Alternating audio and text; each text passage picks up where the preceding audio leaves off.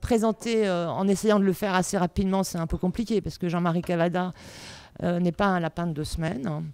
Jean-Marie Cavada, je pense que tout le monde se souvient de la marche du siècle, sur Antenne 2 à l'époque, à la fin des années 80, dont il était le producteur et le présentateur, et déjà assez connu comme journaliste. Il a été, je pense, assez célèbre à ce moment-là. Puis il est devenu patron de Radio France.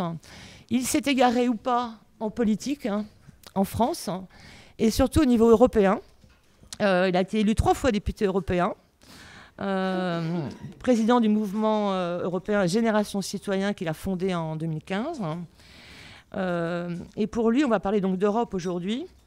Je cite une phrase qu'il m'a dite à propos de l'Europe. Prise entre 2 blocs géopolitiques, l'Union est une trop belle mariée pour la richesse de laquelle USA et Chine ont les yeux de Chimène. Alors je ne sais pas s'ils ont les yeux de Chimène. Pour l'instant, c'est un peu flou. Comme l'affaire récente des sous-marins australiens, d'ailleurs, est peut-être une opportunité de remettre sur le devant de la scène la question de l'autonomie stratégique de l'Europe, grâce à Biden, peut-être. En tout cas, je vous signale 2 articles qui viennent de paraître sur le site du club à ce propos, et dont les titres parlent d'eux-mêmes. Sous-marins australiens, incapacité d'adaptation et naïveté française. Australie, éternel dominion. Le deuxième montrant plus l'aspect du vul d'Australie, de notre ex-président Philippe Bois qui vit à Canberra et qui a écrit un beau papier là-dessus pour expliquer un peu la démarche, peut-être foireuse, on ne sait pas, des Australiens. Alors aujourd'hui, Jean-Marie, vous avez cofondé IFD Rights, l'Institut for Digital and Fundamental Rights, qui se consacre à l'étude, je cite votre site, la promotion et la défense des droits fondamentaux numériques. Et vous présidez depuis cet été, ce qui explique que vous allez peut-être partir vite, je ne sais pas, l'organisme de gestion collective, ce qu'on appelle OGC, qui doit négocier les droits voisins de la presse avec les géants du numérique. Donc on voit que presse, numérique, Europe, vous êtes quelqu'un qui nous intéressait beaucoup. Et pour vous, le défi géostratégique pour l'avenir de l'Europe est celui de sa souveraineté numérique face à la Chine et aux États-Unis. Donc je n'ai qu'une question. Pourquoi pensez-vous cela, cet enjeu dominant? Et ce qui peut peut-être permettre aussi d'expliquer à quoi sert, pourquoi vous avez fondé IDF Rights. Et puis en fait aussi une seconde question. Enfin connaisseur de la gouvernance européenne. Je ne sais pas s'il y a une gouvernance européenne. Il y en a une forcément, mais pensez-vous que les conditions soient réunies pour que cela soit possible aujourd'hui? En gros, que l'Europe réagisse et se bouge. Merci à vous. Merci à vous, Anne. Mesdames, Messieurs, et parmi vous, si vous me permettez, chers amis, puisque j'en compte quelques-uns. D'abord, vous retrouvant ce matin, j'ai en tête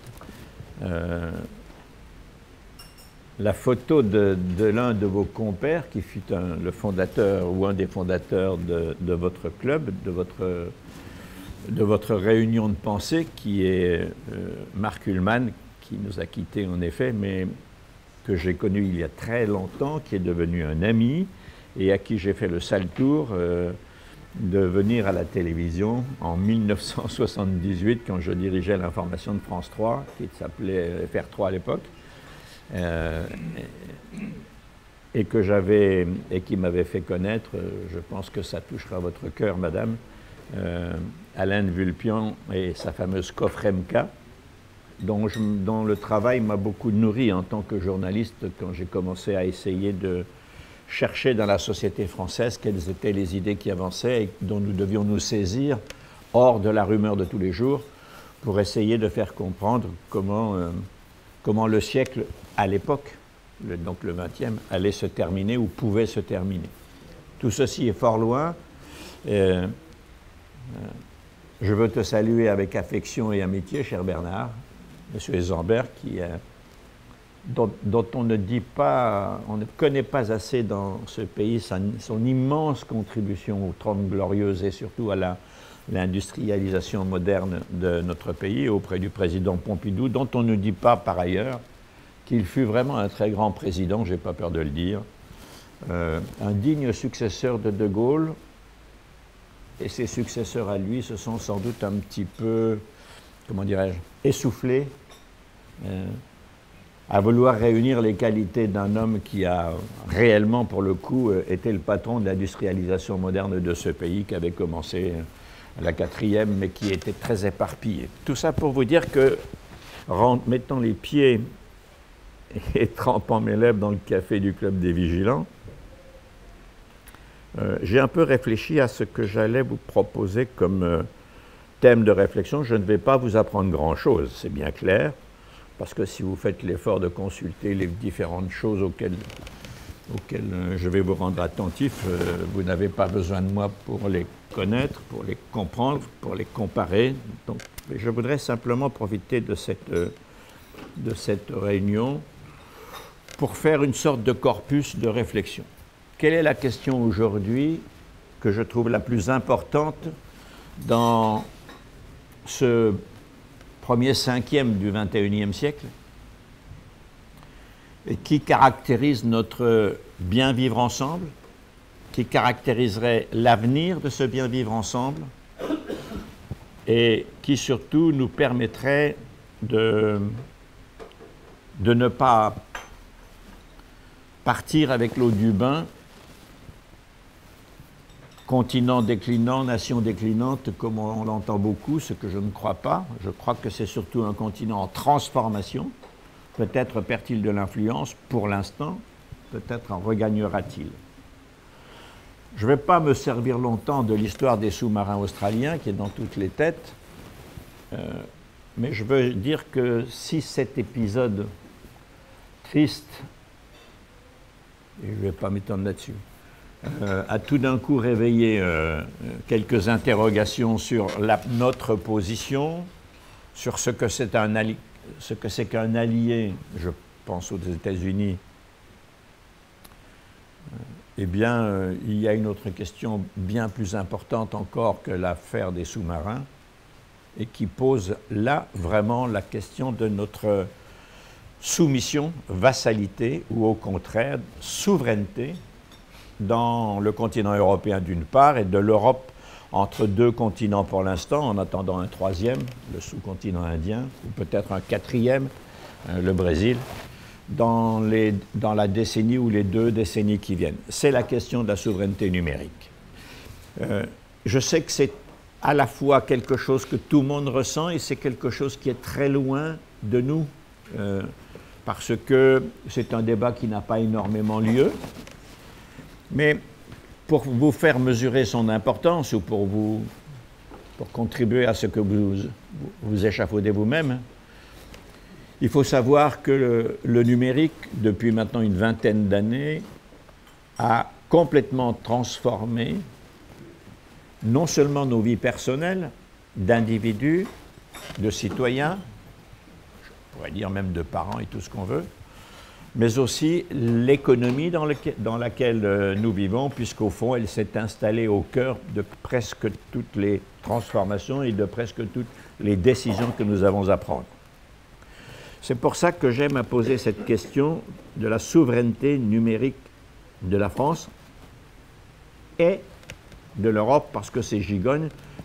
Mon propos n'est pas forcément neutre, je suis un Européen, alors on a l'habitude de dire convaincu, comme on disait autrefois du Parti communiste, au Parti communiste on disait les anticommunistes primaires. J'avais d'ailleurs dit un jour à Georges Marchais, qui fut son flamboyant secrétaire général, un grand résistant dans l'usine Messerschmitt en Allemagne pendant la guerre, comme vous savez, je lui avais dit je ne peux pas être anticommuniste primaire, vu que j'en ai jamais vu un de secondaire. La question de la souveraineté numérique, elle se pose, je l'ai dit, à 2 étages. La première, c'est oui ou non, ces industries nouvelles qui nous délivrent des objets qui organisent notre consommation en amont, qui nous permettent nos relations, nos cercles au milieu et qui possèdent notamment grâce à l'intelligence artificielle et les travaux qu'il y a dessus, tout un tas de possibilités qui peuvent changer le destin humain, qui peuvent le faire. On est déjà aujourd'hui à s'organiser contre le contrôle de masse en Californie, en Europe. En Europe, il y a des textes de l'Union européenne qui commencent à s'élaborer pour essayer d'échapper au contrôle de masse. Pour savoir ce que c'est qu'un contrôle de masse, laissez-moi raconter une anecdote. Il y a 2 ans, lors de mon dernier déplacement en Chine, à Shanghai d'abord, puis à Pékin ensuite, j'ai vu à Pékin quelque chose de très étrange dont vous avez sans doute connaissance, mais ça fait un effet un peu glacial quand vous le voyez en face de vous. En face de la cité impériale, il y a la place Tiananmen. Quand on le regarde, est bordée sur la droite par l'immense opéra de Pékin, qui est l'œuvre d'ailleurs d'un Français, l'architecte Paul Andreu. C'est une vraie merveille. Cet opéra flotte sur l'eau, c'est très belle. Pour traverser le passage Cloutez, il est très large. Il est à peu près large comme cette salle. Et en face, donc, il y a, comme partout à travers le monde, des feux autorisant ou refusant le passage pour des raisons de circulation. La circulation dans cette avenue n'est pas énorme parce qu'elle est bloquée, plus ou moins interdite, et il faut faire le tour quand on a une voiture dans Pékin, qui est d'ailleurs plutôt une capitale provinciale par rapport à Shanghai notamment. Il y a un petit feu, comme tout le monde, avec un petit bonhomme qui est rouge ou qui est vert jusque-là. Puis au-dessus, il y a un autre feu. Et l'autre feu, qui est une verticale, de même taille, elle délivre une note. Il y a un rectangle qui se focalise sur une note. C'est quoi cette note?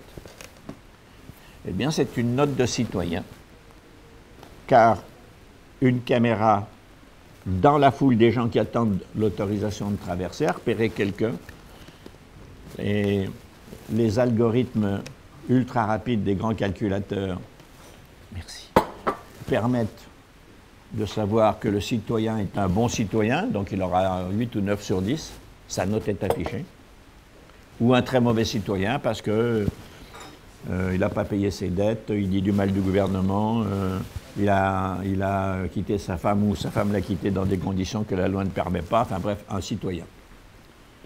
Et je suis allé voir à la suite de ça, j'avais un rendez-vous avec un sous-ministre au ministère des Affaires étrangères qui était tout content de recevoir, j'étais encore député à l'époque, et qui me dit « Ah, monsieur le député, je suis très content de vous annoncer que l'on a arrêté l'assassin en 7 minutes. » Je ne savais pas de quoi il parlait et je pensais qu'il y avait eu un crime à l'intérieur du ministère des Affaires étrangères. Pas du tout, ça se passait à 1200 km de Pékin.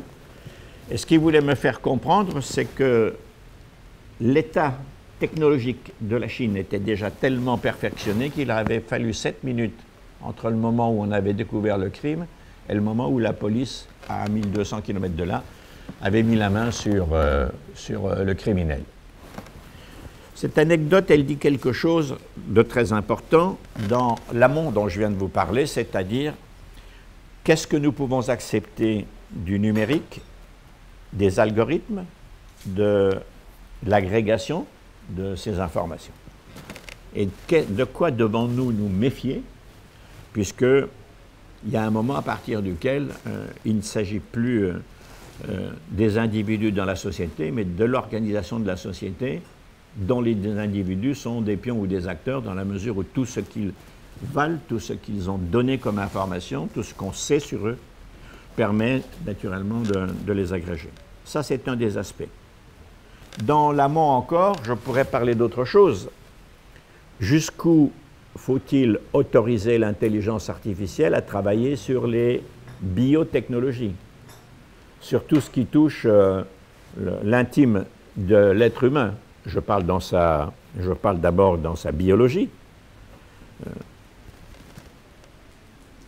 Et déjà, si ce n'est dans sa pensée, en tout cas dans la captation d'une certaine fonction de sa pensée, puisque un groupe américain, et non des moindres, a annoncé qu'on savait capter le flux électrique de la pensée. On ne sait pas encore décrypter la pensée, mais on sait déjà capter, je dirais un peu comme, pour faire une image qui n'a aucune valeur, hein, une caméra est capable de dire les nœuds de la circulation, eh bien, un système est capable de dire les émotions sans les identifier. Alors on sait que c'est la joie, la tristesse, la peur, mais on ne sait pas de quelle joie est-ce l'origine, on ne sait pas de quelle peur est l'origine, on ne sait pas de ce qui a motivé la tristesse, Mais vous voyez bien qu'en amont, ces systèmes sont extraordinairement avancés et que la question, elle est assez simple. Voulons-nous devenir le smartphone de notre smartphone? Ou bien voulons-nous considérer que ceci est un outil au service de l'homme qui doit rester dominé par l'humain? C'est la vraie question. En amont, se pose une question qui est d'ordre de la puissance régalienne.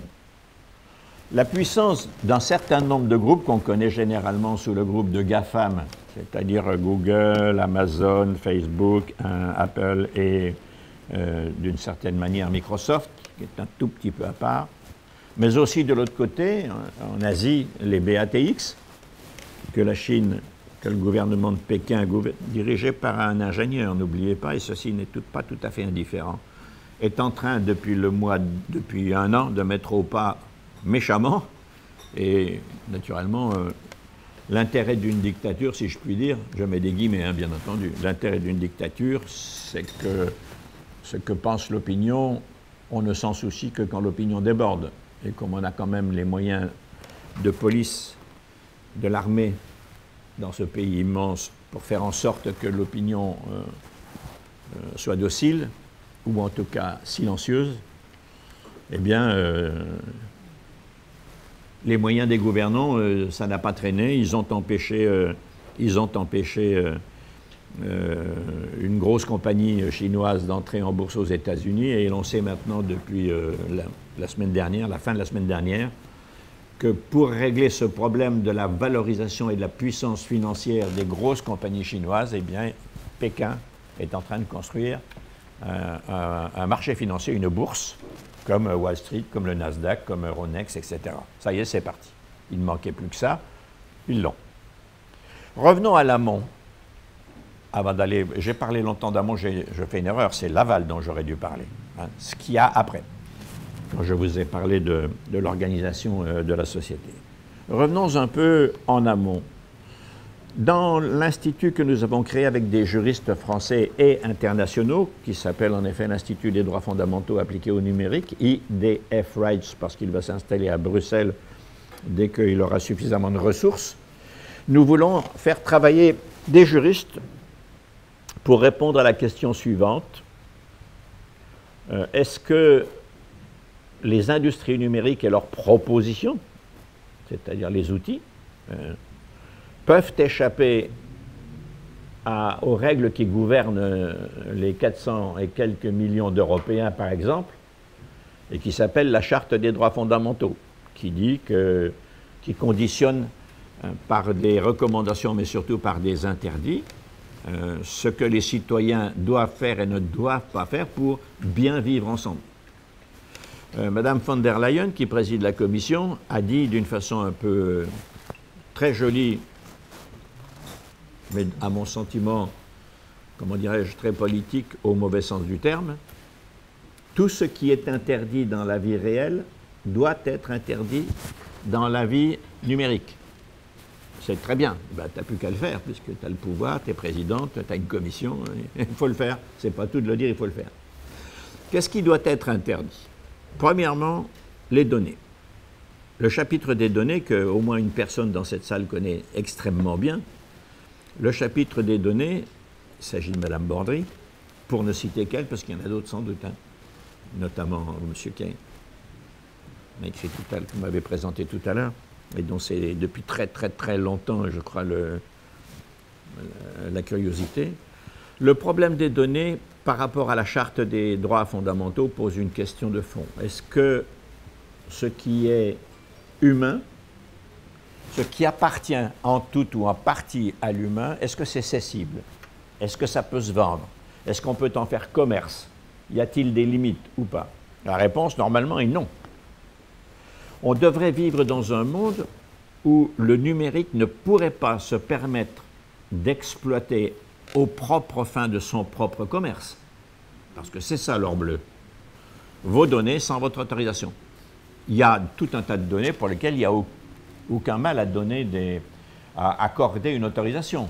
Moi, je veux bien Je veux bien qu'on dise que je mesure 1,80 m, je veux bien, mais je ne veux pas qu'on dise que ce que j'ai fait hier soir et où j'étais hier soir quand j'étais avec des amis, avec ma famille, ou je ne sais pas quoi. Et ça pose donc un problème très important sur lequel il est nécessaire juridiquement de travailler.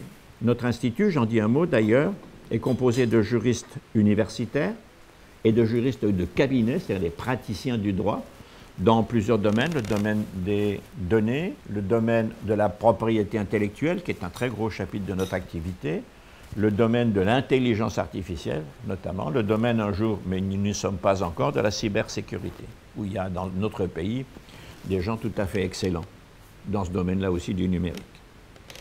S'agissant toujours de la Charte des droits fondamentaux, on a vu par différents exemples, notamment la tentative de coup d'État, parce qu'il faut appeler les choses par leur nom, du 6 janvier 2021, c'est-à-dire l'assaut encouragé par un président américain sortant et qui a donné lieu à l'invasion du Parlement, c'est-à-dire du Capitole, on a bien vu qu'il y avait là un danger très important.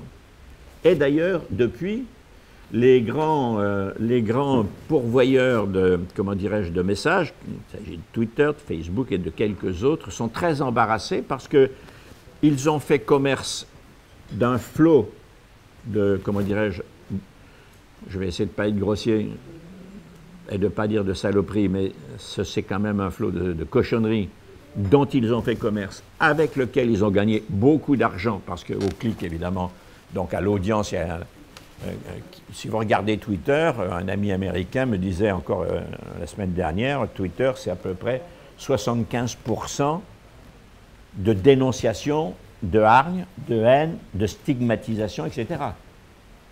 C'est interdit. Si je descends dans la rue et que je me livre publiquement à des proclamations, rien qu'en lisant certains messages de ces gens-là, de ces réseaux, je vais en prison. Ou en tout cas, la loi me tombe dessus. Au minimum, j'irai au commissariat, au minimum, j'irai au tribunal. Peut-être même si je suis un peu violent et que des organisations se saisissent de cette affaire, eh bien, je vais apparaître en comparution immédiate. Enfin bref, c'est interdit. Pas là. C'est un monde à côté du monde, qui par ailleurs cumule des fortunes en se servant de ce que vous dites de vous-même par vos messages, pour faire un deuxième commerce que j'appelle l'or bleu et qui est en effet le commerce des données, l'agrégation, la publicité qui en découle, la vente d'un certain nombre de choses, le ciblage, enfin, il y a plusieurs personnes dans cette salle, notamment Mme Bordry, qui pourrait répondre à ça, qui pourrait compléter de façon plus utile mon propos. Vous voyez bien qu'il y a du côté de la Charte des droits fondamentaux tout un travail pour faire rentrer ce commerce dans les règles que nous nous sommes données pour vivre un peu plus en paix, ensemble, et je dirais hors de tout ce qui détruit la société. Je n'ai pas peur de dire que tel ou tel réseau peut être complice d'une révolte, peut être complice de meurtre, on l'a vu en France, complice involontaire. Il ne voulait pas ça, j'en suis bien d'accord. Mais de même qu'un médecin qui se trompe d'ingrédients devient un complice, il a donné la mort sans intention de la donner, de même ces réseaux sont complices des bras armés qui donnent la mort.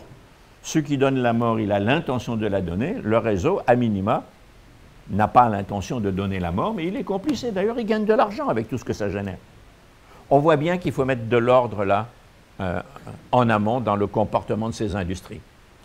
C'est en cours vaguement aux États-Unis, j'y reviendrai, et plus activement en Europe. Ça ne vous étonnera pas d'ailleurs, dans ces conditions, que je me réfugie derrière mon aspiration européenne, qui est sans doute celle de beaucoup, et probablement la totalité d'entre vous, ou la quasi-totalité, parce que vouloir réguler des industries mondiales massives et qui sont maintenant hissées à la hauteur du produit intérieur brut d'un État, hein, la valorisation boursière de la dernière de Google, c'est 2220 milliards de dollars, c'est-à-dire exactement le produit du PIB français. Donc la question, on voit bien que c'est régalien, on voit bien que c'est au niveau des États, Et d'ailleurs, certains d'entre eux ne se privent pas pour le faire ouvertement et d'autres plus discrètement. Ceux qui le font ouvertement, c'est Facebook qui a voulu construire sa monnaie d'abord de façon illégale. Il s'est trouvé en face des banques et puis il s'est trouvé des banques centrales et il s'est trouvé en face des États, heureusement. Lesquels États, lesquelles banques ont mis du temps d'ailleurs, hein, parce que le Libra est un projet qui a été développé dans un appartement au sud de Genève pendant pratiquement 3 ans avant que quelque chose de sérieux, d'étatique, se mette en mouvement. Donc on a échappé belle. Ce Libra a échoué et Facebook, du coup, s'est reconverti vers une monnaie qui, celle-là, serait légale, c'est-à-dire qui s'appellerait Diem, comme Carpe Diem, et qui serait gagée sur la valeur d'échange de la Réserve fédérale américaine, puisque ce sera une monnaie américaine dans un premier temps en tout cas. Et on voit bien que la question est arrivée au niveau des États. Ça, c'est pour, je dirais, comment faire en sorte que ces industries rentrent dans le rang par rapport aux nécessités des démocraties que de temps en temps ils facilitent, que souvent ils malmènent, dans lesquelles d'ailleurs ils s'érigent à la fois en pourvoyeurs mais aussi en censeurs. L'histoire de l'invasion du capital a mis Twitter et probablement d'autres dans un sale pétrin. Ils avaient habitué tout le monde à ne rien censurer. Dans le même temps, discrètement, ils s'accommodaient avec les États. Le dernier en date, c'est la censure sur laquelle 2 d'entre eux se sont pliés sans dire un mot en Russie pour les élections qui viennent d'avoir lieu ce week-end. Le troisième a résisté pendant, on va dire, 1 mois à peu près, et il a fini par se coucher parce qu'il considère, disons les choses tout à fait nettement, que le business qu'il fait sur la Russie est tout à fait plus important que le reste, plutôt que de perdre l'accès à ce business sur le territoire domestique de la Russie. C'est quand même ça la vraie affaire. L'Union européenne, le 15 décembre dernier, a fait tomber 2 textes très importants. Le premier, qui est le plus radical, s'appelle le DMA, Digital Market Act, qui, en gros, est en train d'ériger une ou des lois, on verra ce que donne. Il est en plein débat au Parlement. Vous savez que dans l'Union européenne, les 2 co-législateurs, c'est le Conseil, c'est-à-dire les gouvernements, et le Parlement. La Commission donne des textes qui sont la base des débats, et puis ensuite les 2 co-législateurs se mettent d'accord entre eux, le Conseil d'accord entre eux, et le Parlement, in fine, vote. Ce DMA, il a pour but donc d'organiser les conditions de la concurrence, et il comporte un certain nombre d'éléments assez stricts. Je dirais que ce DMA crée un climat de rationalisation du marché qui pourrait permettre de négocier avec nos, j'allais dire amis, n'exagérons rien, avec nos alliés, je demande à voir. Il faut être un peu sérieux. Nos alliés sont entrés dans la guerre en 1942. Il y avait déjà eu des milliers de morts sur le continent européen. Bref, ici n'est pas le lieu de refaire la Deuxième Guerre mondiale, mais je ne veux pas me priver de l'idée que ce que j'avais dit à un de mes amis qui est au gouvernement américain maintenant, vu qu'il a été élevé très proche de ma famille et qu'il parle français, vous voyez un peu ce que je lui ai dit, oui, républicain ou démocrate, c'est pas la peine de me faire un chapitre, tu seras d'abord américain. Ce qui se comprend. Le contraire serait d'ailleurs un désastre pour les États-Unis, j'imagine. Mais il y a quand même des limites à ça. Bref, le DMA permettrait probablement de jeter un pont avec la nouvelle administration américaine qui, si elle agit dans le sens que nous espérons tous, a déjà montré par le recrutement de ses conseillers qu'elle avait l'intention de réguler ce marché davantage qu'il ne l'a été, notamment en réactivant la loi antitrust, qui, comme vous le savez, a dormi quand même depuis une trentaine d'années aux États-Unis. La dernière fois qu'elle a été utilisée, c'était pour séparer les activités de AT&T, si je me souviens bien. Donc on est dans les années, fin des années 80 ou début des années 90. Les 3 personnes de l'administration américaine qui sont considérables et qu'il est très intéressant de suivre sont d'abord une vieille de 32 ans, fraîche et moulue de l'université, qui est maintenant présidente de la Commission fédérale de la concurrence, la FTC, la Commission fédérale de la concurrence, j'oublie son nom, et qui s'appelle Madame Lina Khan. Elle s'était d'ailleurs caractérisée, cette dame qui est tout à fait remarquable, dès l'époque où elle était étudiante, car elle a passé tout son temps à étudier les méfaits des monopoles américains sur la société américaine d'abord, sur l'économie américaine surtout, en restreignant le champ de la concurrence, et puis de façon mondiale également. La deuxième personne très intéressante, c'est le conseiller personnel du président américain qui l'a fait venir à la Maison-Blanche et qui s'appelle M. Tim Wu, W-H-U, un Américain d'origine chinoise, remarquable personne elle aussi, qui travaille sur le même champ, antitrust. Et la troisième personne, c'est qui vient d'être nommée il y a maintenant moins de 15 jours, dont j'oublie le nom, qui est un nom à consonance sud-américaine, et qui vient de prendre la présidence de la Commission fédérale des communications et qui est déjà entrée en bagarre lundi, je crois, avec tel ou tel réseau américain sur des questions un petit peu précises. Et ce monsieur est maintenant le patron de la FTC, la Commission fédérale des FCC, pardon, la Commission fédérale des communications, celle qui ressemblerait en France à une organisation qui n'existe pas pour l'instant, c'est-à-dire le CSA plus l'ARCEP qui délivre les fréquences, puisque en France nous avons cette étrange disposition de créer des agences pour régler des problèmes et de soigneusement séparer ses pouvoirs. Donc on met les fréquences d'un côté pour les ingénieurs et on met le ministère de la Morale au CSA, qui d'ailleurs n'est même pas encore tout à fait complet. Et puis les moyens dont disposent ces agences ne sont pas suffisants par rapport à l'importance des questions qu'ils ont à résoudre. Mais ça, c'est encore un troisième sujet. On se retrouvera peut-être dans 2-3 ans pour en reparler. Et ça s'appelle le pouvoir, la démocratie et le courage. Je reviens donc à mon sujet. Nous avons, nous Européens, avec le DMA, le moyen d'avoir une passerelle et d'essayer de nous approcher vers les mêmes réglementations sur ce sujet-là. Sur le deuxième paquet de régulation, toujours tombé le 15 décembre dernier sur la table des co-législateurs écrits par la Commission européenne, ça s'appelle le DSA, Digital Services Act, qui lui prétend à réguler les contenus, c'est-à-dire tout ce dont je parle en matière de consolidation ou de destruction du bien vivre ensemble, de la Charte des droits fondamentaux et de la démocratie en réalité. Il est interdit en France d'insulter le président ou de me balader avec une pancarte de manifestants en disant « à mort le président ». Ça n'est pas interdit aux États-Unis. Aux États-Unis, j'aurai 3 agents qui me prieront, mes 5 amis et moi-même, de tourner en rond sur un trottoir pendant 1 heure et après vous rentrez chez vous, c'est fini. Et j'aurai de la chance s'il y a une caméra qui s'en soucie, ça fera un petit peu de buzz comme on dit aujourd'hui. On voit bien qu'on n'a pas dans les mêmes valeurs de répression ou de défense d'un certain nombre de principes. Et je pourrais comme ça aller très, très loin. On est beaucoup plus précis en matière de stigmatisation. Il est interdit en France et dans la plupart des pays européens d'ailleurs, il est interdit de contester la Shoah. Il est interdit de stigmatiser en raison de la race, de la religion, des pratiques sexuelles, bref, tout un tas de choses. Autant de choses qui ne sont pas codifiées de la même manière aux États-Unis ou qui ne sont pas codifiées du tout.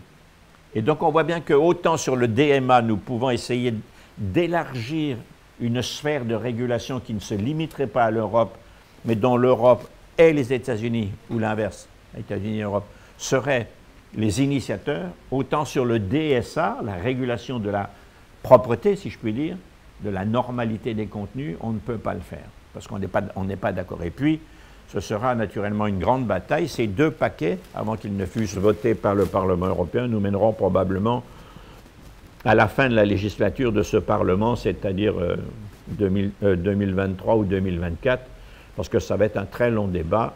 On sait déjà que les GAFA, pour ne parler que d'eux, viennent de verser cette année à peu près 120 millions d'euros en lobbying sur les cabinets de conseil, d'avocats et autres agents d'influence, rien qu'à Bruxelles, sans compter à Paris, sans compter partout en Union européenne. Mais ça ne me surprend pas, chacun fait son métier. Bon. Quand nous avons voté le RGPD et surtout la loi, et j'en terminerai par là, droit d'auteur, droit voisin, pour protéger la création artistique et ses bases économiques, et pour protéger la création journalistique et ses bases, si je puis dire, économiques au service de la démocratie, nous avons été l'objet d'attaques terribles, y compris de la part de certains d'entre eux déguisés derrière des fondations, de menaces. Bon, je dirais presque que c'est de bonne guerre. Enfin, je suis gentil en disant ça, mais puisque c'est une guerre, mais enfin, c'est quand même extrêmement dur. Donc ça va prendre pas mal de temps. J'ai fait allusion, et j'en termine, à la base économique de la création artistique en Europe et de la création journalistique. Les entreprises de presse, vous le savez, sont très menacées en disant qu'ils ont perdu 50% de leurs recettes publicitaires qui sont parties vers le numérique. Encore 10 ans et la moitié des titres disparaîtront.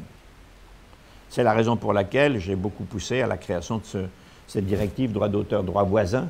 Le droit voisin, encore une fois, c'est un droit qui a été voté par l'Union européenne, qui a été transposé, qui a été voté in fine en mars 2019, qui a été transposé 3 mois plus tard en France, qui est une rapidité assez exemplaire. C'était le premier pays en Europe, d'ailleurs, à transposer dans le droit français cette directive.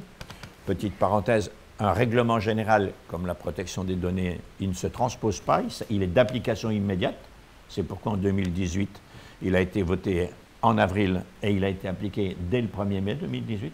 Une directive, il est obligatoire qu'elle fût transposée dans le droit national de chacun des 27 pays membres. Tout ça pour dire que ça n'est pas qu'une défense morale. Savez-vous quel est le chiffre économique que représente l'activité artistique de tout ce qui se crée en Europe? 536 milliards d'euros lors de la dernière étude de Ernst & Young en 2014, donc on doit être maintenant quelque part vers 540 milliards d'euros chaque année. Alors ça va de l'ensemble de la création artistique. Un joueur de violon qui vient dans cette brasserie et qui déclare ses droits d'auteur à la SACEM, pour ne parler que de la musique, ça en fait partie. Mais l'audiovisuel, évidemment, et tous les arts. Mais 536 milliards d'euros, c'est plus que l'automobile et les télécoms réunis. Ça fait travailler 7 200 000 personnes. C'est plus que l'automobile, là aussi, et les télécoms réunis. On voit bien que derrière ces principes moraux, il y a un énorme problème économique, et c'est la raison pour laquelle je parle de souveraineté européenne et notamment française, pour la raison très simple que si cette richesse existe, ou bien elle existe à notre profit, ou bien les grandes puissances qui veulent nous vassaliser et qui ne se privent pas de moyens pour le faire, qu'ils fussent amis ou supposés adversaires, nous ferons les poches et nous appauvrirons. Et c'est pour ça que ceci appelle un sursaut national et un sursaut continental. La présidence française de l'Union, qui commence en janvier, a l'intention de s'occuper sérieusement de cette question de la souveraineté numérique. C'est comme en amour, il n'y a que des preuves. Attendons la fin de la présidence pour savoir de quel degré d'amour on doit affecter à ce travail-là. Je vous remercie.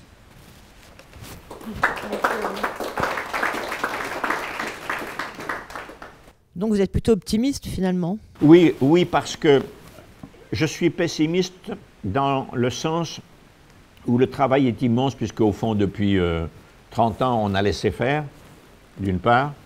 On est tombé un peu vous savez, comme le conducteur allemand de son troupeau de moutons, et le Zauberflöte, le joueur de flûte.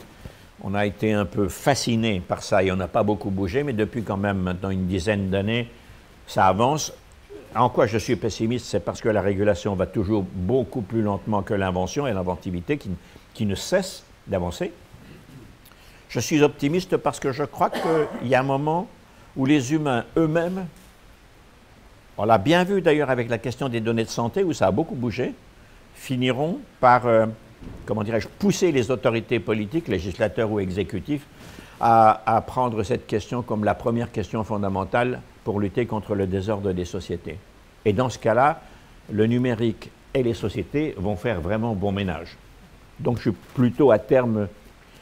de toute façon, on n'a pas le choix. Encore une fois, moi, je ne veux pas être l'outil de mon outil. Donc oui, plutôt. Bonjour.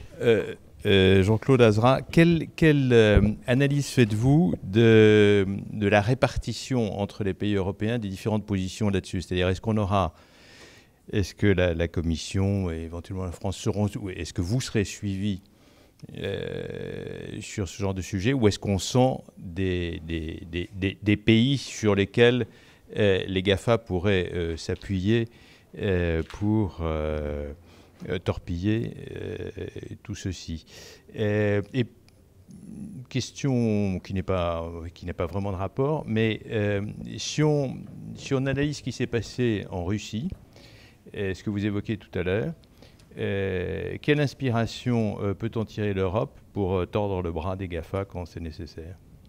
Je vais commencer par votre deuxième proposition, parce que c'est un événement sur lequel j'ai pas de réponse, dans la mesure où c'était très simple. Les pays autocratiques ou dictatoriaux, ils n'en manquent pas. Pour parler dans notre environnement, la Turquie a fait la même chose pour mettre à genoux une des compagnies américaines. À genoux ne veut pas dire l'empêcher de commercer. C'est même lui faire le signal qu'elle continuera à bien commercer si elle obéit à moi, le gouvernement. La Turquie a fait ça. Pour juguler ses opposants, évidemment, il ne s'agit que de ça. Donc c'est quand même de la surveillance de masse. La Russie vient de le faire de façon ultra brillante, je viens de vous le dire. Les supporters de M. Navalny, qui est en prison, occupaient beaucoup trop de place. Empêchaient aussi de dénoncer les tripatouillages électoraux qui ont eu lieu comme à chaque fois. Et le pouvoir se sentait non pas menacé, renversé, mais gangréné très fortement. Donc ils ont fait un truc très simple. Ils ont dit ou bien vous fermez les comptes, ou bien c'est moi qui vous interdis. Et tous ces gens n'étant quand même que des commerçants, si je puis dire, étant d'abord des commerçants, étant d'abord intéressés par le développement de l'économie de leur propre entreprise, finalement, on voit bien qu'on a touché là le sommet de ce qui est acceptable et de ce qui n'est pas. Et je vous disais tout à l'heure que ces réseaux sociaux sont très balancés, parce qu'à la fois ils se sont brutalement érigés en censeurs sous le poids de la réprobation mondiale à partir du 6 janvier 2021, mais en même temps, on ne peut pas les autoriser à être les censeurs. Et comme on n'a rien fait aux États-Unis, par exemple, vous avez vu que le gouvernement de Floride a interdit, par une loi sur l'État de Floride, a interdit qu'on interdise l'expression des leaders politiques ou des partis politiques sur son territoire, Floride. Hein. En gros, M. Trump et ses amis, au moins, ils peuvent se faire entendre en Floride, puisqu'il est interdit de les censurer. Vous voyez ? Bref, tout ça est dans l'à peu près. Ceux qui dirigent les plateformes ne peuvent pas être ceux qui disent la loi de ce qui est autorisé ou pas sur les réseaux. Il faut des autorités, c'est compliqué, parce que quelle est la vitesse d'intervention d'une autorité? Enfin bref, je vous laisse réfléchir là-dessus. Pour la Russie, c'était ça qui était en route. Sur la question de l'Union, sur laquelle je suis un tout petit peu mieux informé, l'intérêt de votre question, c'est qu'elle a une réponse à deux niveaux. Premièrement, les institutions, les trois institutions, seront-elles d'accord entre eux? En général, il y a des différences. Il y a des désaccords, si on veut être... ils ne sont pas fondamentaux, on peut les surmonter, il n'y a aucun problème. Mais pour l'instant, le Conseil reste assez discret. La Commission a une position qui est assez raide, celle de Mme Vestager, la vice-présidente de la Commission, sur le règlement, sur l'organisation du marché, le DMA dont je vous ai parlé. L'autre commissaire européen français, Thierry Breton, qui pilote le DSA, Digital Service Act, est plus, comment dirais-je, c'est moins dur. Sa régulation est moins dure parce que c'est plus nouveau, en réalité. Donc déjà là, on voit un petit déséquilibre. Entre les trois institutions, il est tout à fait clair qu'il y aura un débat très important avec des divisions au Parlement. Il y a au Parlement des représentants pirates qui font florès en Suède, au Danemark Et en Allemagne, où il se passe une chose assez étonnante, les pirates en Allemagne ont, par capillarité, gagné les Verts, le parti politique allemand des Verts. Les Verts sont un élément de l'influence et donc d'une promesse de succès électoral dans 15 jours pour les sociodémocrates. Et donc on a une sorte de poupée gigogne de la méfiance de la régulation qui vient des pirates. Donc vous voyez, on aura là aussi des divisions. Et puis historiquement, les pays n'ont pas la même doctrine. Le Danemark et la Suède nous ont toujours regardé, les gens du Sud, en ce qui concerne nos valeurs morales, lesquelles ont d'ailleurs permis le vote du RGPD, le Règlement général de la protection des données, ou bien de la directive droit voisin, comme une sorte de lune venue de ces franchouillards qui veulent que le droit d'auteur dure pendant 70 ans, etc., etc. Oui, mais ce n'est pas de ça qu'il s'agit uniquement. Bien sûr, c'est un droit moral, mais il y a un droit économique. Et quand je vous ai parlé des 536 milliards d'euros annuels, c'est une sacrée économie quand même. Donc on voit bien, il y aura des divisions. L'Allemagne est très partagée. Ce n'est pas un partenaire facile, bien que c'est un pays que moi j'aime bien. Parce que dès qu'il s'agit de choses régaliennes, l'Allemagne a toujours une sorte de strabisme. Un œil qui va sur les marchés de l'exportation, c'est-à-dire États-Unis et Chine, pour mes voitures, pour mes machines-outils, et un œil sur, je dirais, ma fidélité européenne. Donc il faut que j'aide à construire quelque chose dans la régulation, mais ça dure très longtemps. Pour vous donner un exemple, un grand groupe de presse allemand, quand j'étais en train d'élaborer avec mes amis la directive droit d'auteur, est venait me voir pour pleurer dans notre gilet sur la difficulté de la presse. Donc aidez-nous, mais pendant ce temps-là, il négociait avec Google. Vous voyez, ce n'est pas les seuls. En France, il y avait aussi 2 entreprises de presse, au moins, qui avaient cette même attitude, mais en Allemagne, c'est toujours très partagé. L'Europe du Sud, l'Italie et l'Espagne nous suivent. Une partie de l'Europe centrale nous suit. Et très curieusement, d'ailleurs, les nationalistes du Parlement européen, en France, c'est le Rassemblement national, puisqu'il paraît que c'est un rassemblement, l'AfD allemande, Alternative für Deutschland, et quelques autres partis extrémistes, au nom de leur nationalisme, défendent nos thèses, vous voyez. Donc c'est très divisé et mélangé. Il faudra du temps pour essayer de faire une majorité, mais je ne doute pas que la majorité avancera. Ça, je n'en doute pas beaucoup. Après, avant le vote final, ce sont des négociations. Je te donne un bout, tu fais un pas vers moi, enfin, tout le monde sait ça. Je suis un peu lent, mais je voudrais être précis avec vous, par respect au moins pour votre présence et pour votre question. Dans la directive droit d'auteur, je voulais qu'on rende obligatoire pour les réseaux, pour les plateformes, pardon, je voulais qu'on rende obligatoire le fait de s'assurer, le fait que la plateforme s'assure elle-même que quand elle prend un texte, artistique ou journalistique, il est libre de droit. Mais je n'ai pas pu maintenir parce que la première fois que le vote a eu lieu, on a perdu le vote. Donc on a dû concéder pendant tout l'été 2018, tout l'été, avec différents pays où il y avait les leaders des opposants. J'ai lâché, parce que sinon je ne pouvais pas faire passer tout le reste qui était naturellement très important. Et donc, au lieu d'être obligatoire pour la plateforme, il est recommandé aux ayants droit et au gouvernement de gérer les droits voisins pour la presse, droits d'auteur pour les artistes, par des organismes de gestion collective, sur le modèle de la SACEM pour la musique en France ou sur le modèle de ce que nous sommes en train de construire pour la presse actuellement. Voilà. Vous voyez, c'est très nuancé. Oui, mais c'est ça une union, hein, c'est ça. Jean-François David, un rebond, j'aimerais avoir votre réaction par rapport au fait qu'au niveau de la communication presque grand public, au fond, il y a une espèce d'amalgame entre tout ce qui est contenu et ce qui est contenant quand on parle des GAFAM, etc.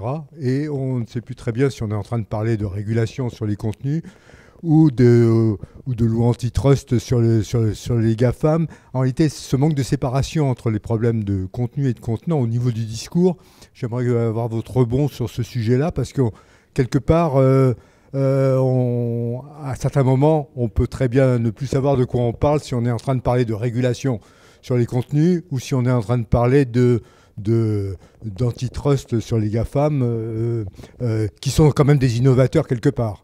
Donc, ah oui.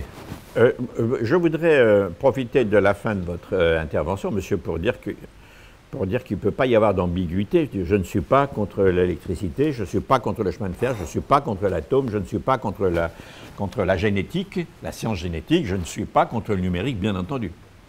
Mais aucun de ces sujets que je viens de citer n'a pu franchir la barre de tuer la concurrence. Et même le chemin de fer est en train aujourd'hui de négocier, enfin de se réorganiser et d'introduire sa concurrence. Là, il s'agit de deux choses très, très distinctes, même si elles aboutissent à un même comportement para-régalien, quasiment régalien.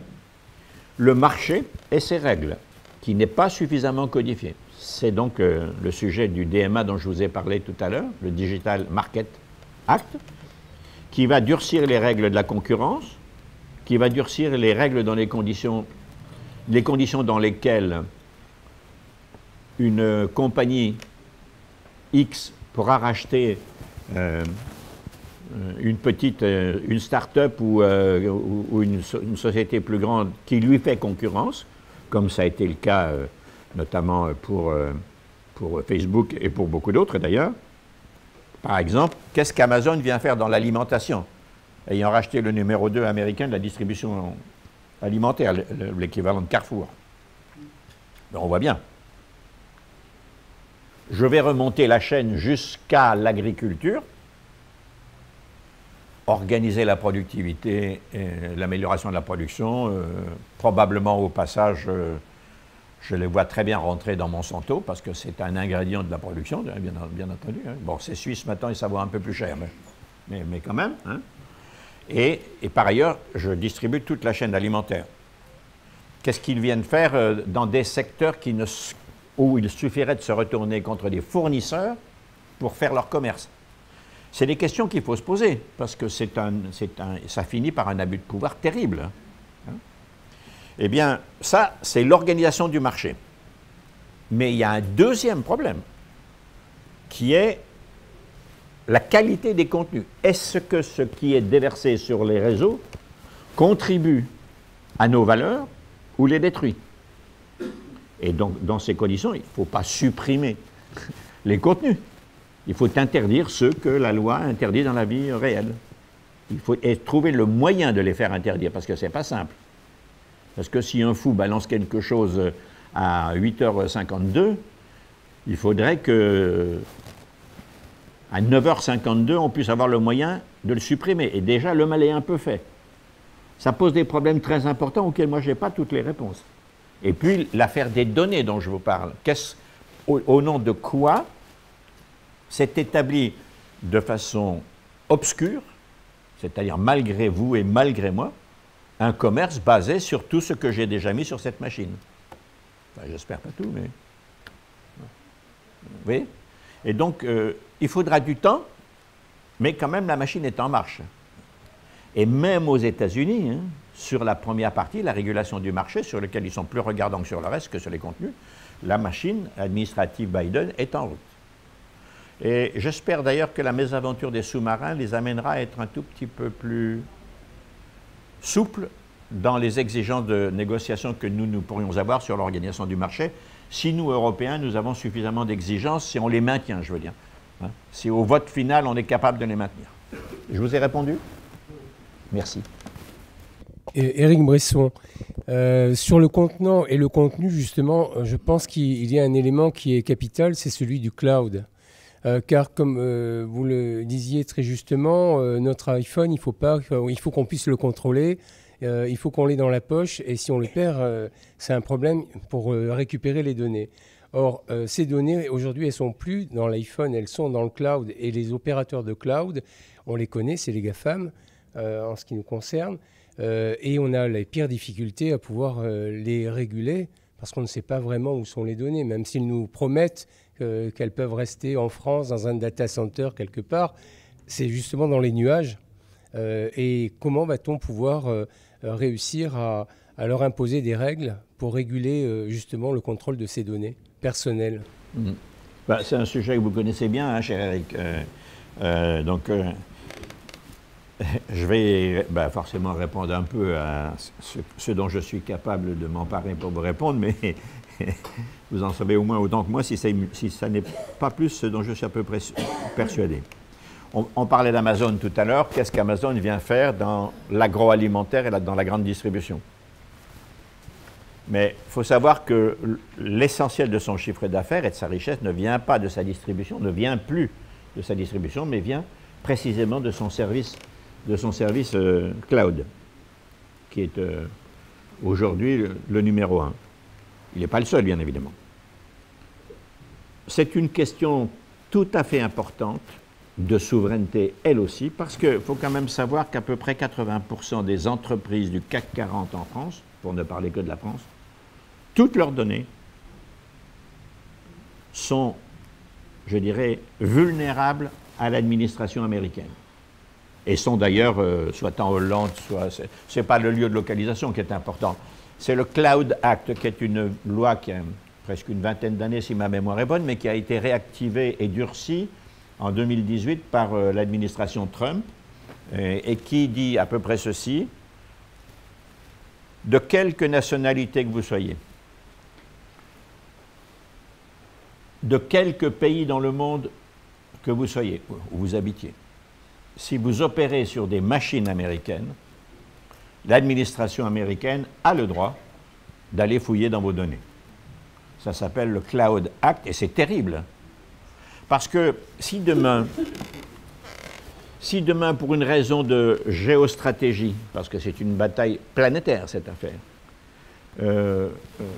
les Américains aujourd'hui, et demain sans doute les Chinois, à qui je fais encore un peu moins de crédit qu'aux Américains, si tant est qu'on peut faire crédit à aucun de ces deux, décident de faire une banque, ils ont déjà toutes les données de la plupart des banques françaises qui sont dans ces clouds, qui sont organisées.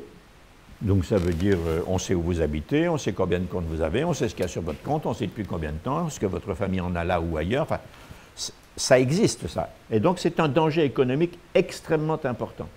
C'est pour ça que dans la négociation Europe-États-Unis qui est en train de recommencer pour, comment dirais-je, pour créer, je dirais,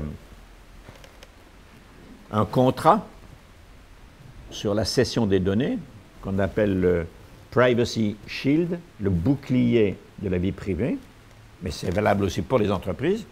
Il faut traiter cette question. Il faudrait arriver, mais comment l'obtenir, à supprimer le Cloud Act en ce qui concerne l'Europe. Qu'il soit valable pour la Russie et la Chine, c'est leur affaire. L'Afrique, l'Amérique du Sud, ça n'est pas notre affaire. Mais pour l'Europe, il faudrait y aboutir. Autant vous dire que j'aimais là un vœu pieux et que c'est pas demain la veille. Et que c'est comment dirais-je, c'est un clou dans la chaussure qui vous empêche de marcher. Alors, c'est quoi la réponse? Ben, la réponse, c'est le retard, la mollesse, l'insuffisance de capitaux en Europe. Il y a quelques bonnes nouvelles, parce que l'Europe est dans une position quand même singulière. Quand je dis l'Europe, je devrais dire la France. La France est un des 2 pays au monde qui a le plus de Nobel de mathématiques, qui, comme vous savez, n'existe pas. C'est la médaille Fields. D'accord? Je crois qu'on en est à 12 ou 13 au moins depuis la Deuxième Guerre mondiale, ce qui est vraiment énorme. On a des écoles d'ingénieurs mathématiciens remarquables, il y en a dans la salle, polytechniciens et autres, il y en a plusieurs dans la salle. Et qu'est-ce que c'est que l'industrie numérique? C'est des mathématiques, c'est des ingénieurs. Donc on a le matériel humain pour créer de grandes industries. Nous ne l'avons pas fait parce que d'abord, nous, on était enfournés dans des grands plans calcul pendant que des petits génies bidouillaient dans des garages il y a maintenant 50 ans, 60 ans. Hein? C'est l'histoire de ces grandes compagnies quand même. Hein? On sortait à peine de notre plan informatique et puis ça s'est terminé que le Minitel rose s'est éteint. Dernière fortune du Minitel, c'était ça. Et puis on a commencé à s'apercevoir que ça ne venait pas de là, que c'était tout à fait autre chose, etc. Vous connaissez l'histoire. Mais en réalité, La deuxième chose qui manque, c'est une politique d'investissement massive. Dans le plan de relance européen, il y aura... pardon, je ne sais plus où est la personne qui m'a posé la question. Oui, c'est vous, monsieur, pardon. Non hein, non, non, c'est vous. Pardon, au moins que je m'adresse à vous.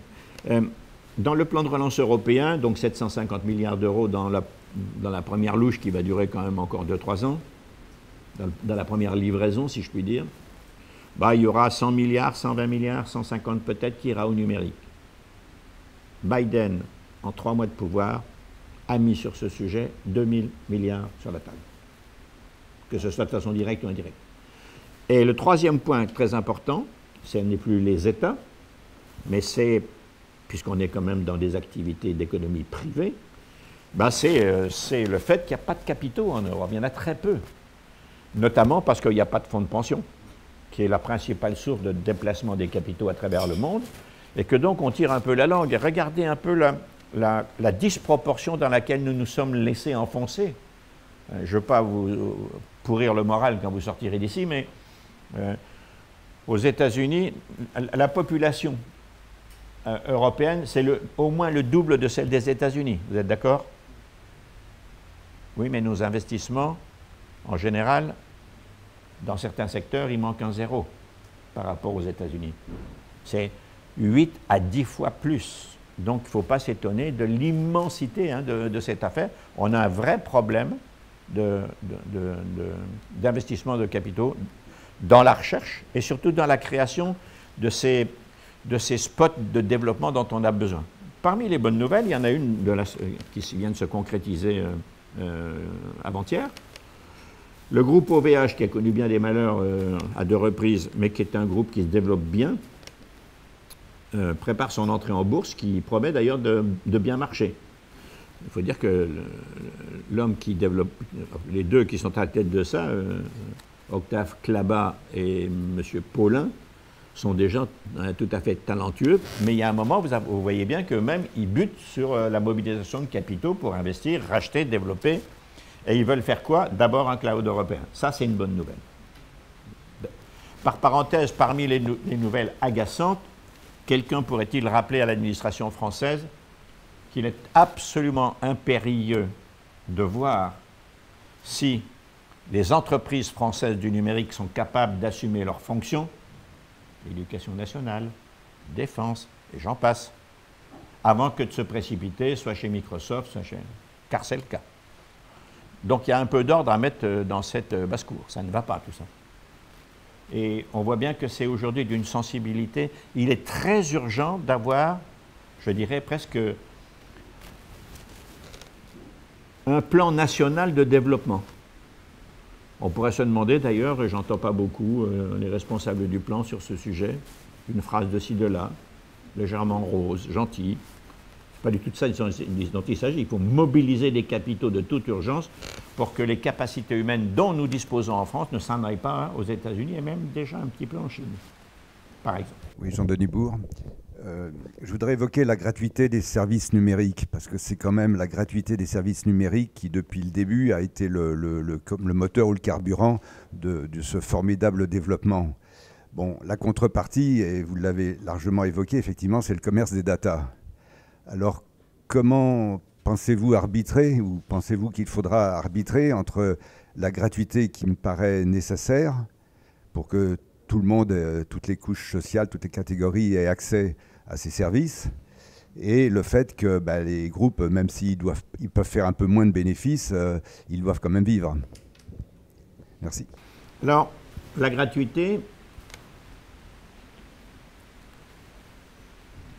elle a 2 étages. Le premier étage, c'est la ressource publicitaire, qui est énorme, qui est très importante.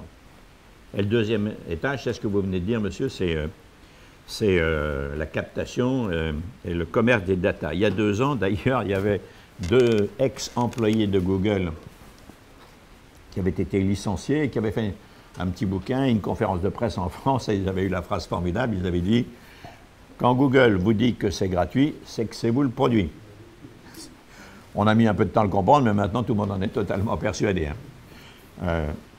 On pourrait aller en effet un jour jusqu'à imaginer une monétisation de l'utilisation des réseaux. C'est possible, oui.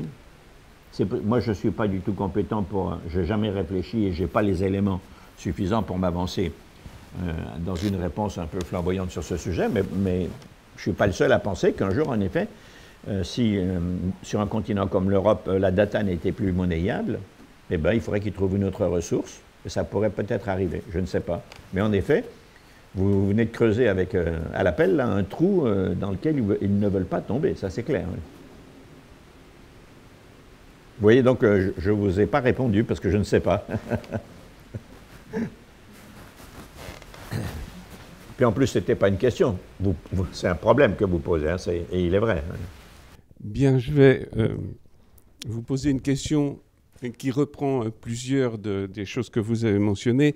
Essentiellement, actuellement, on a 3 zones économiques qui sont engagées dans un processus de régulation du numérique. Mais il y a le reste du monde.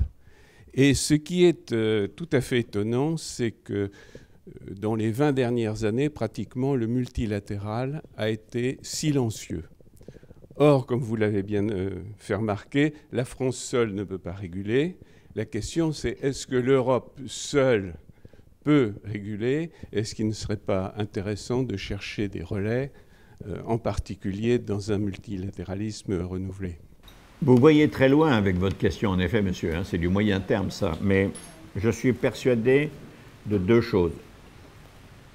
Premièrement, c'est quoi l'efficacité d'une régulation s'il faut l'imposer? C'est en contrepartie de l'ampleur du marché dans lequel les opérateurs veulent travailler.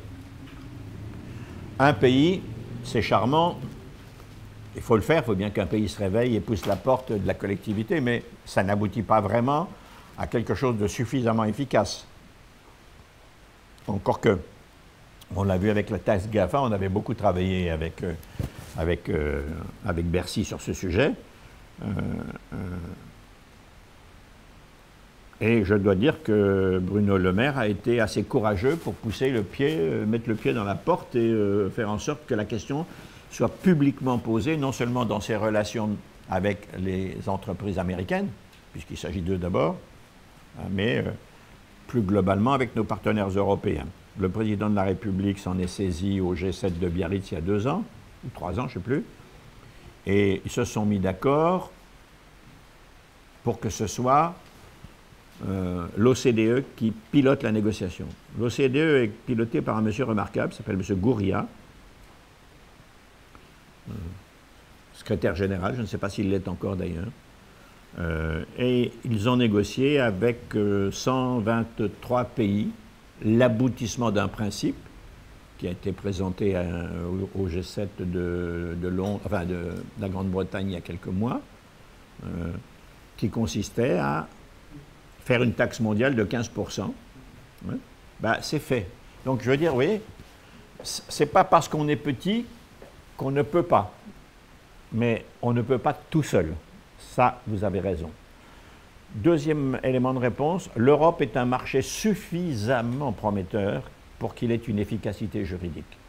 Autant l'un ou l'autre des GAFA peut se passer d'un marché comme l'Australie, ils l'ont fait. Il y a 1 an, ils ont coupé leurs signaux, souvenez-vous, pendant 36 heures sur l'Australie.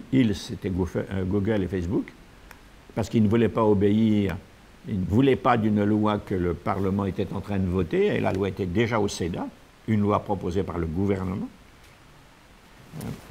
Finalement, Microsoft a dit publiquement qu'ils respecteraient la loi australienne, comme ils viennent de le dire en Europe, qu'ils respecteront les régulations, et d'abord le droit voisin pour la presse, ils le respecteront. Alors après, c'est de la négociation, on verra à quelle hauteur, mais c'est déjà bien, ça c'est clair au moins.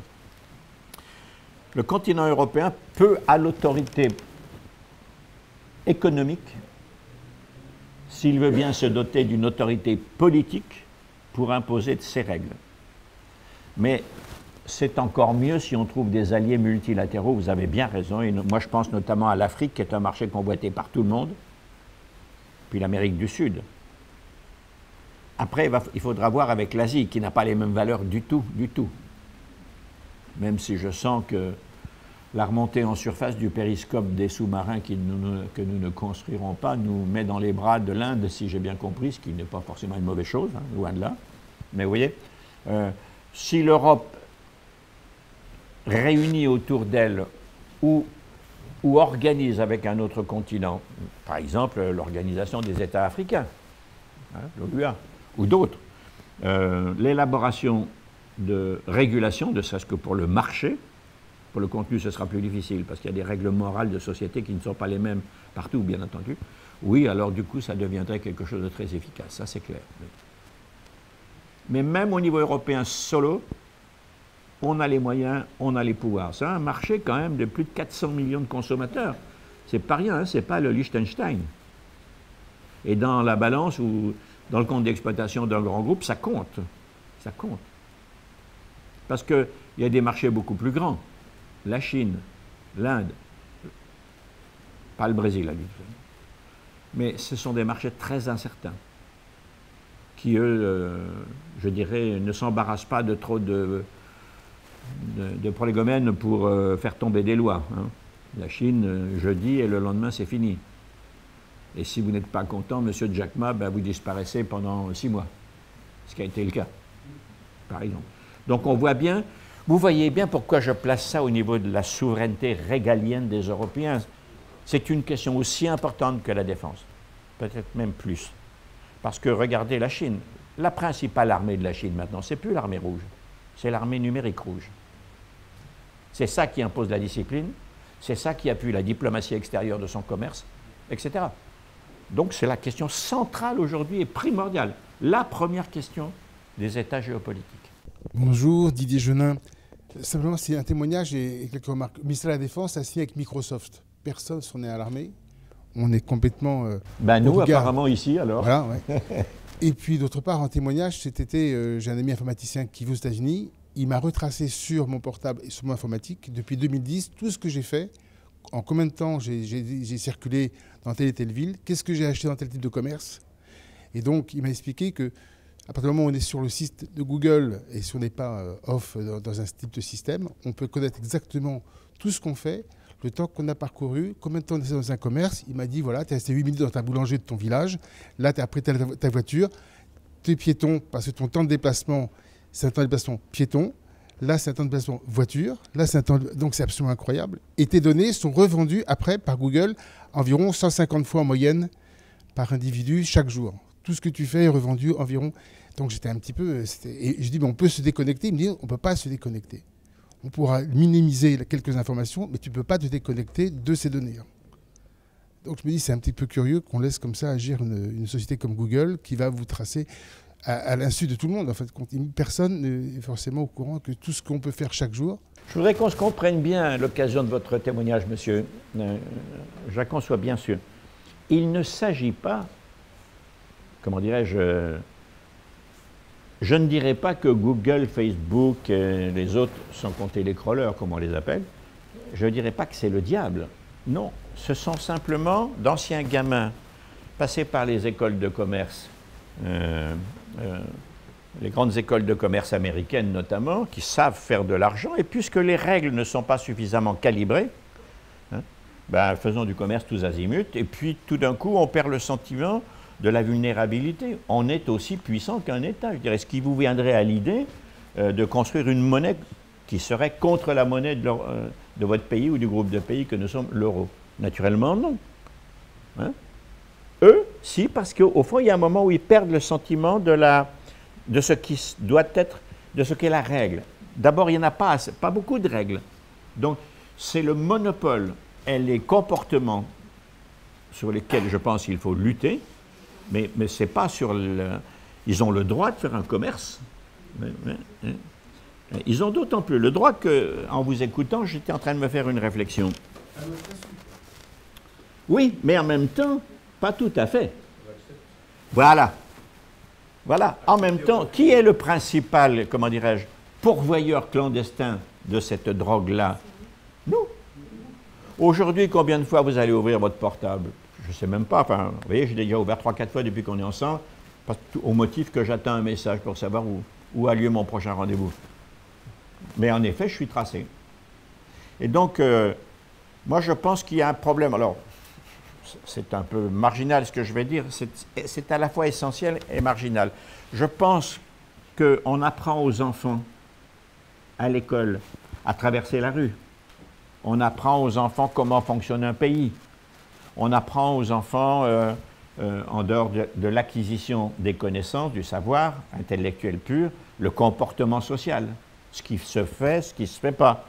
Hein? On ne va pas taper le sac d'une dame ou jeter un coup dans les tibias d'un monsieur. Ça ne se fait pas. Mais on n'apprend pas à utiliser ça. Il y a des études qui circulent et qui sont extrêmement alarmantes. Tu dirais, à partir de 3 ans, les gamins commencent à être captés parce que les parents, et ça se comprend d'ailleurs, mettent sous leurs yeux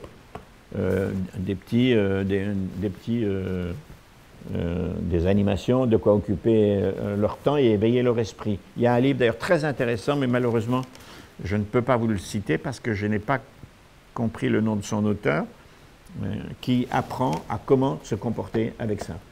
C'était sur France Info hier, mais je ne sais plus. Je ne peux pas vous le dire.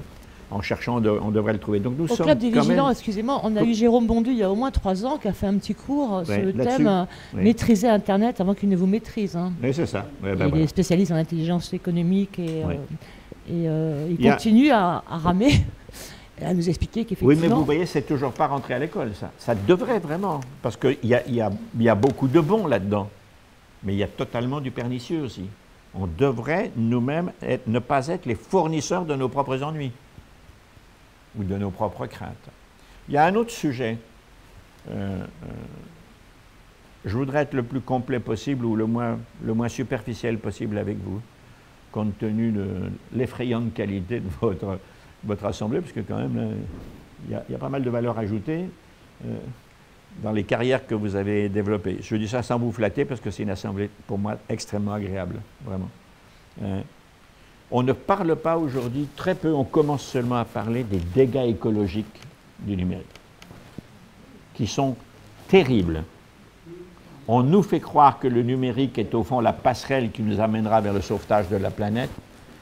Je crois bien que c'est certainement un des outils qui creuse la tombe de la planète. Par exemple, j'ai appris il n'y a pas très longtemps que Google avait acheté de quoi installer une énorme ferme au nord de la Norvège, donc dans la zone glaciaire. Pourquoi? Parce que ça pompe énormément d'énergie. Là-bas, il y en a un peu de la disponible, mais surtout, c'est que ça refroidit les machines et qu'ils ne sont pas obligés de consommer une énergie pour refroidir les salles, les fermes dont ils disposent. Il s'agit de fermes, là. Il y a un livre qui vient de paraître la semaine dernière d'un garçon dont je ne vous répéterai pas le nom parce que je ne l'ai pas totalement en tête, que j'ai acheté hier, je n'ai pas encore lu, qui s'appelle « L'enfer numérique ». Ce que j'ai entendu de ce livre sur les radios, c'est terrible. Oui, on voit que, comme toujours, c'est...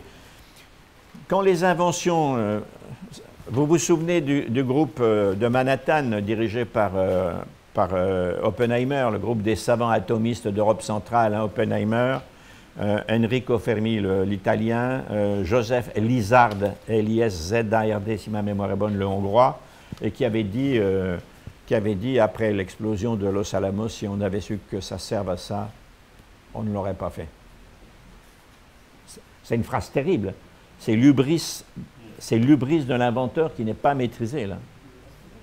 Parce que tous les services merveilleux, très utiles, qui font gagner du temps, qui amènent de la connaissance à notre portée si nous le voulions, si c'est organisé comme ça, et qui amènent réellement, hein, sont aussi des services édités par les mêmes dont une partie de l'activité menace les individus, leur cohésion, leur système politique. Sans parler un jour de la domination des individus, tout à fait possible. La surveillance de masse n'est pas une fiction politique. Ça existe. Bernard Bougel, je voudrais revenir un instant sur la responsabilité individuelle que nous avons, parce que vous avez beaucoup développé l'aspect réglementation, etc. Et je pense que c'est effectivement important. Mais en tant que citoyen, en tant qu'individu même, on a une grosse responsabilité dans les données qu'on donne. Et moi, je suis frappé, alors je ne sais pas si c'est le cas pour vous, mais autour de moi, les gens me disent « mais moi, j'ai rien à cacher » quand je leur parle de la surveillance de masse, etc.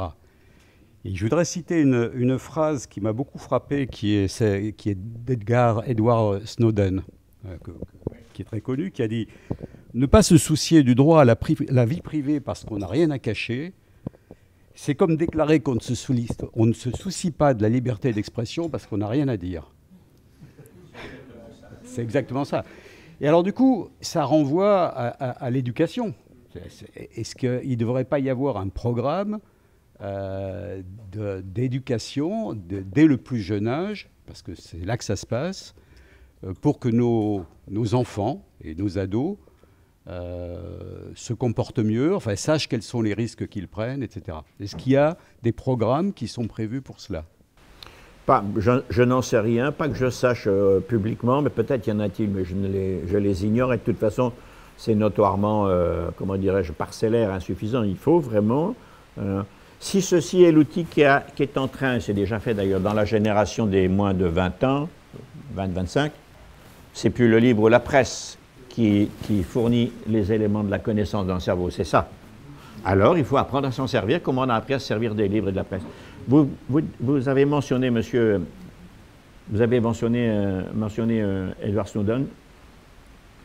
Je dois dire, alors je le connais un peu, enfin j'ai déjà été en relation avec lui, du fin fond de sa cage dans une datcha près de Moscou, par liaison, hein, mais je suppose que si je demandais à le voir, au bout d'un certain nombre de demandes, on ne le refuserait pas, parce que les Russes dans cette affaire qui le protègent sont assez malins. De temps en temps, ils ouvrent la bulle et je vous le montre et puis je le remets dans ma cage, je vous le montre puis je le remets, il est chez nous, et voilà.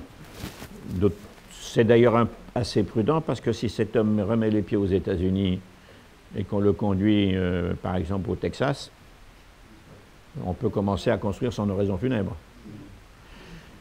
Les Européens ont été d'une lâcheté avec lui inacceptable. Moi, j'étais au Parlement, j'avais essayé à l'époque de l'indescriptible M. Barroso. Bah, ça veut dire qu'on ne peut pas le décrire, quoi. Pour deux raisons. Parce qu'il est tellement multiface que j'y arriverai pas, et la deuxième, j'en ai pas du tout l'envie. Parce qu'il était d'une faiblesse et d'une soumission pour le coup. Alors justement, à l'alliance transatlantique, vue de l'autre côté de l'Atlantique, que c'est pas sérieux d'avoir mis à la tête d'un groupe d'États qui veulent construire leur puissance, cette chose-là. J'avais demandé à ce que l'Union européenne offre un passeport européen de protection à M. Snowden, vu que nous avions été espionnés par la National Services, le NSA Agency, ça ne peut pas être par hasard, je veux dire, c'est un pied de nez que les systèmes de pouvoir de l'administration américaine ont envoyé. On va vous montrer qui on est, le président français, comment vous l'appelez, Hollande, il habite en France, très bien, on va l'écouter. Madame Merkel, allemande, on va l'écouter. Ils ont tous été écoutés, ils ont mis des mois d'ailleurs à s'en apercevoir. Bon, bref, qui a dit tout ça? Snowden. Il y a peut-être des raisons pour les Américains de ne pas aimer son comportement, mais c'est un serviteur de la liberté, ce monsieur. Et je pense qu'on se serait un peu grandi en le protégeant sur le sol européen, qui venait d'être victime des agissements d'une administration qui n'est pas la nôtre, sans aucune forme d'autorisation. Et je dirais que la faiblesse politique de l'Europe nous ressemble vraiment comme la faiblesse de comportement pour ces affaires de numérique, parce que pourquoi n'y a-t-il pas un gouvernement européen plus puissant? Ben, vous savez, c'est comme les élus que nous avons dans nos pays. Leur première qualité ou leur plus important défaut, c'est de nous ressembler. C'est nous qui les mettons au pouvoir. S'agissant de l'Europe, c'est nous qui avons rejeté la Constitution qui prévoyait une organisation politique régalienne dans un certain nombre de domaines, nous et les Hollandais. C'est nous qui avons laissé se développer dans la sphère politique de notre pays des gens qui ne sont pas capables de respecter la paix en criaillant contre l'Union, qui est quand même le moteur central, l'ADN de 70 ans de paix. C'est nous. C'est nous qui donnons à Mme Le Pen 24% des intentions de vote. les mêmes probablement qu'on trouve dans les rues le samedi, j'en sais rien, peu importe, et on est bien obligé, si ce n'est de respecter ça, parce que ça, j'y arriverai pas, mais au moins de comprendre ce que ça veut dire, d'où ça vient et ce qu'il faut faire, vous voyez. C'est nous, ça nous ressemble. Nous sommes fatigués du bonheur, nous sommes fatigués des démocraties. Nous ne sommes pas prêts aujourd'hui à sacrifier de l'argent, à sacrifier du temps, peut-être même des vies pour défendre ce dans quoi toutes nos familles et nous-mêmes, nos enfants vont vivre, vous voyez. Il y a quand même là une prise de conscience énorme qui ne se fera pas par la seule fonction de l'intelligence, parce qu'on voit ce que c'est que la nature humaine, le balancier de l'histoire, mais peut-être par une catastrophe qui un jour nous tombera sur la tête ou à laquelle on sera mêlé. Peut-être aurons-nous besoin de ça. Voilà tout ce que je voulais vous dire à propos du principal problème de souveraineté européenne qui touche et les individus et l'économie européenne et qui s'appelle aujourd'hui le monopole des grandes industries mondiales du numérique et leurs excès. Merci beaucoup et bonne journée à vous tous.